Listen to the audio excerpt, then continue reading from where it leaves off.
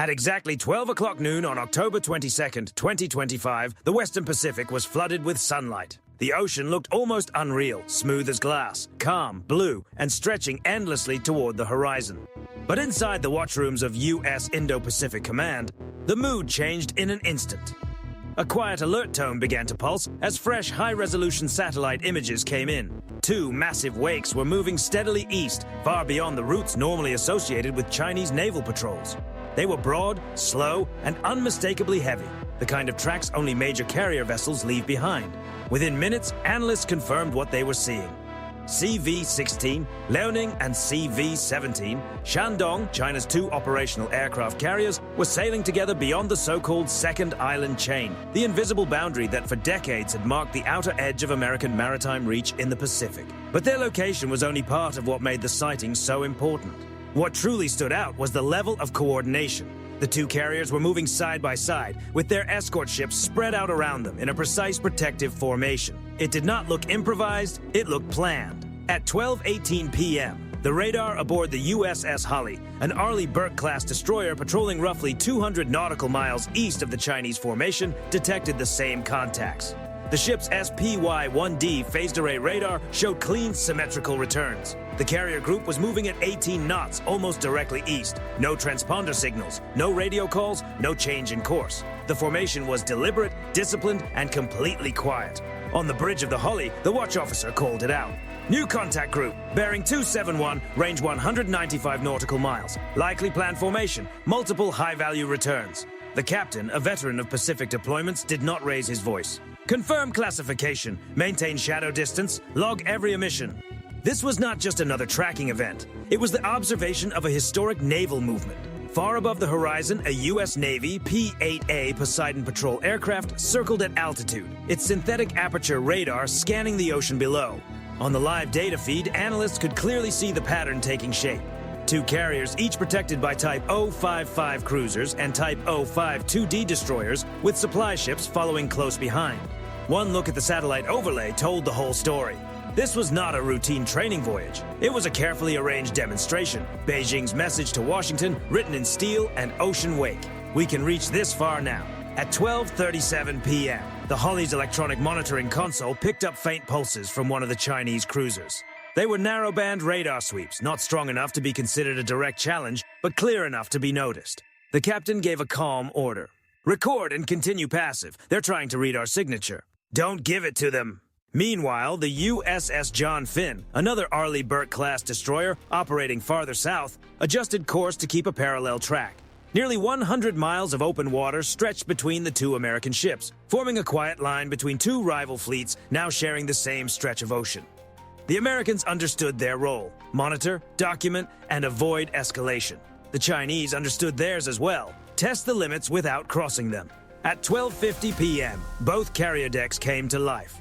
Satellite feeds showed J-15 fighters launching in synchronized pairs, twin trails of exhaust shining against the midday glare.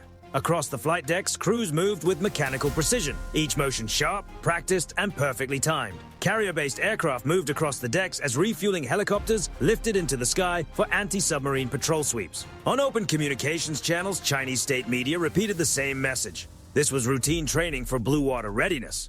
But the location suggested something far more significant.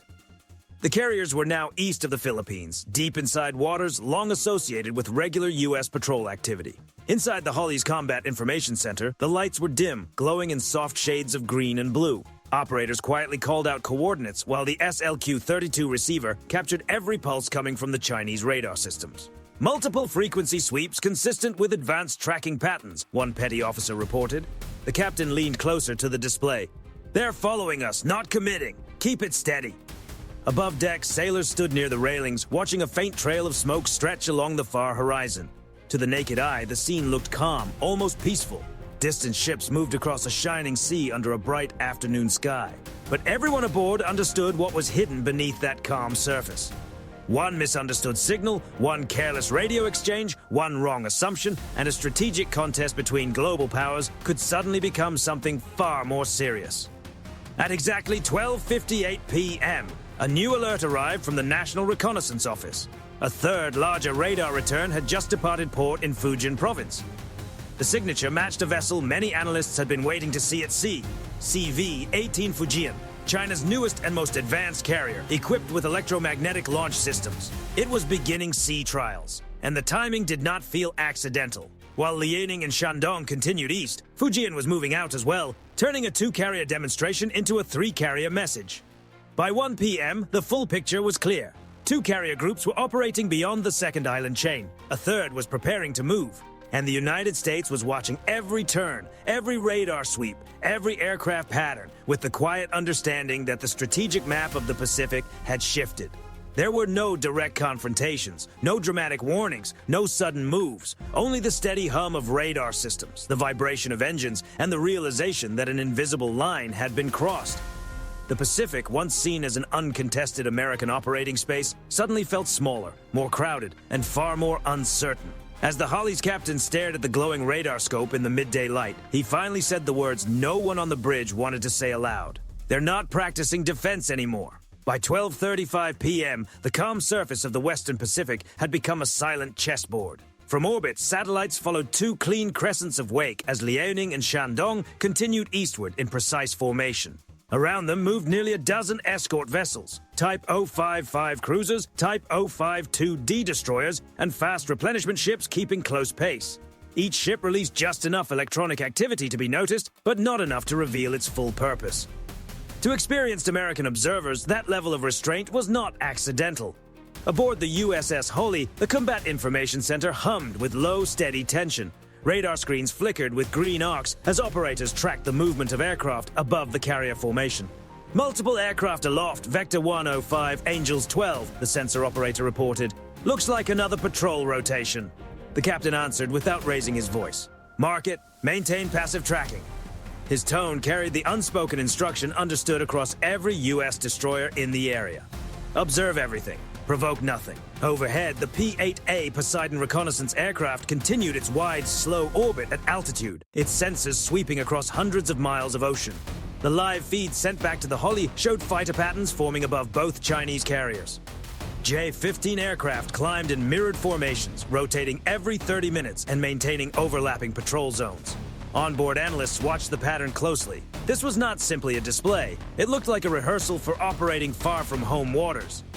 At 12:48 p.m., the first sign of friction appeared. A Type 055 cruiser, hull number 102, moved out of formation and shifted toward the Holly's bearing. It was not a direct challenge, at least not yet, but its course was unmistakably intentional. Inside the CIC, a junior officer called out the numbers. New heading intersecting our track. Closest point of approach, 3.4 nautical miles and decreasing. The captain's jaw tightened. Signal lights only, no radio. Minutes later, the Holly's signal lamp flashed across the water. International waters. Maintain safe distance. Through binoculars, sailors on deck watched for a reply. Nothing came back. The Chinese cruiser kept its bow steady and continued closing the gap. On the CIC radar screens, the returns began to draw closer together. The distance dropped to 2 nautical miles, a narrow margin on open water. "She's turning across our path," someone whispered. The captain did not move. "Hold course. Let them blink first." Then, at 12:53 p.m., the Type 055 suddenly reduced speed, cutting its pace almost in half. The intercept angle disappeared.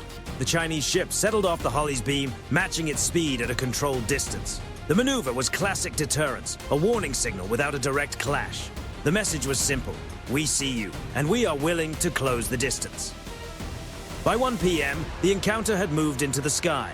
A pair of J-15 fighters dropped from altitude, sweeping low across the horizon. Their vapor trails shimmered like silver lines in the midday glare. They were not positioned for an immediate strike, but they came close enough for the Holly's optical sensors to identify the markings on their tail fins. "They're running radar on us," the electronic warfare officer said. "No targeting lock yet, but they're scanning the deck." The captain exhaled slowly. "Log it and record the waveform." Every radar pulse, every frequency change, every brief electronic sweep was valuable intelligence. The Holly's SLQ-3 2V6 system captured the fighter radar signatures in real time, information that would later be studied at Pearl Harbor and added to threat libraries for years to come. Meanwhile, the USS John Finn, operating to the south, reported similar activity. "Chinese destroyers conducting overlapping turns," came the update. "Formation looks coordinated." They appeared to be practicing flanking maneuvers. The American response was quiet and precise. John Finn shifted 12 degrees to starboard, mirroring the movement while keeping a legal and controlled distance. At 1:12 p.m., the most tense moment of the encounter arrived. The Holly's radar systems detected a sudden surge, a high-power beam coming from one of the Type 052D destroyers inside the Chinese formation. It was not a full targeting lock, but it was close enough to trigger the ship's electronic support alert. A sharp tone echoed through the Combat Information Center. For 3 long seconds, the crew waited. Then, just as quickly, the signal faded. A test, nothing more. "Stand down," the captain said quietly. That was deliberate. They're measuring our reaction time. The silence between the fleets remained complete. No radio calls, no warnings, no dramatic exchange. Only the deep vibration of engines and the steady pulse of radar moving through the air. From the surface, the ocean looked calm. Below it, the contest continued. Holly's sonar operators picked up distant propeller signatures, likely Type 093, submarines running deep and maintaining an underwater screen around the Chinese carriers. American sonar arrays recorded every detail, streaming the data into classified archives in real time. At 1:25 p.m., the Poseidon's infrared sensors captured a new signature. Bright exhaust trails rose from one of the Chinese destroyers as a controlled range exercise began eastward toward open sea. The projectiles climbed high and completed their run miles away from any vessel. But every flash on the horizon carried a larger meaning. On board the Holly, sailors watched distant plumes rise against the sunlit sky. One petty officer muttered, "Looks like fireworks." The captain did not smile. Displays have purpose. At 1:30 p.m., Beijing State Television began broadcasting footage of the drills. J-15 fighters lifted from carrier decks with afterburners glowing. Projectiles cut across the blue sky. Destroyers moved in formation, launching in careful sequence. The commentary was confident and triumphant. The People's Navy now sails beyond the first island chain, securing peace through strength. Inside the Holly's Combat Information Center, no one spoke. The screens told the quieter truth behind the spectacle. Radar ranges, signal patterns, flight paths, launch timing, and trajectory data, all captured with clinical precision. This was not only a display for domestic audiences, it was a proof of concept. For decades, China's Navy had been known primarily for defending waters close to home, built around coastal doctrine and limited reach. But at high noon on October 22nd, 2025, that older era appeared to give way to something new. As the Holly's captain looked out across the glittering Pacific, he said what everyone in the room already understood. They're rehearsing for tomorrow. By 2 p.m., the tension across the Western Pacific began to ease, at least on the surface. Liaoning and Shandong were still out there, carving parallel trails through the calm water, but the range exercises had ended. Smoke from spent motors drifted away with the wind, leaving only a faint shimmer of heat rising from the decks. For nearly 3 hours, 2 carrier groups had carried out a carefully coordinated demonstration of Chinese naval power, a message aimed not only at Washington, but at the entire world. Inside the USS Holly's Combat Information Center, the earlier rush of activity slowed into quiet analysis. Operators leaned over glowing screens, exporting enormous volumes of signal data. Radar frequencies, telemetry, aircraft cycle intervals, and the exact timing of every J-15 launch and recovery. The captain crossed his arms and watched as another stream of figures moved across the monitor.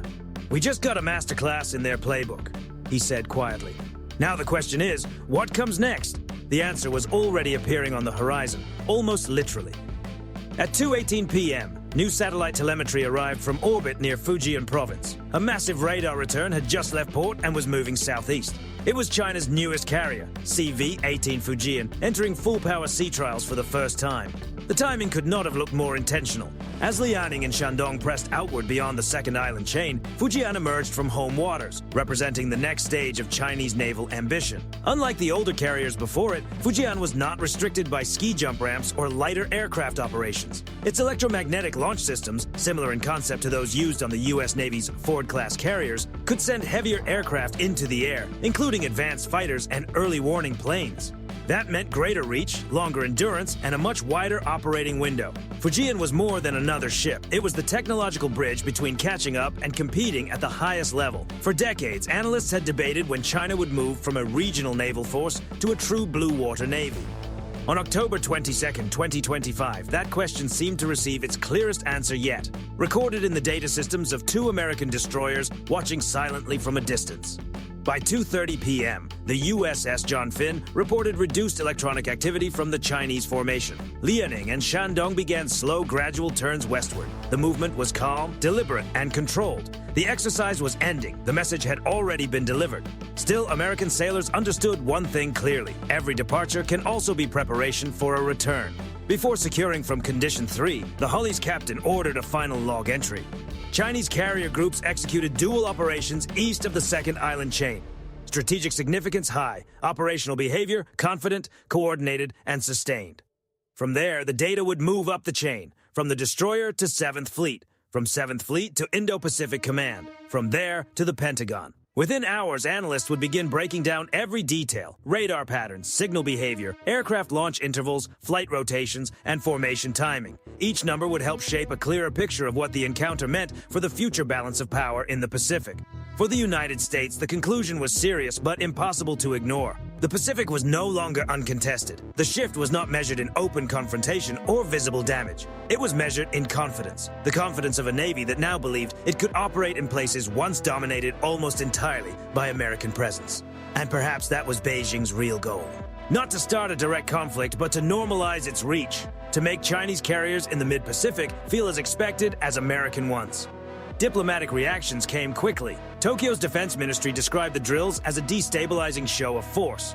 Canberra called them a strategic provocation. Manila said the event was a reminder that geography alone no longer guarantees security. Even Seoul released a rare public statement urging restraint. Across the Indo-Pacific, the tremor had been felt, and everyone understood where it came from. By mid-afternoon, the Holly's radar showed the Chinese formation shrinking at the edge of the display. The contacts grew weaker and weaker until they disappeared beyond the curve of the Earth. Only static remained, the sound of distance returning. The captain stepped out onto the bridge wing, where the afternoon sun still glared across the waves. Sailors allowed themselves to relax slightly, though no one truly lowered their guard. "They'll be back," one petty officer said. The captain nodded. "Of course, the sea remembers every challenge." Far above them, satellites continued tracking Fujian as it accelerated southeast, its engines pushing white foam into the air behind it.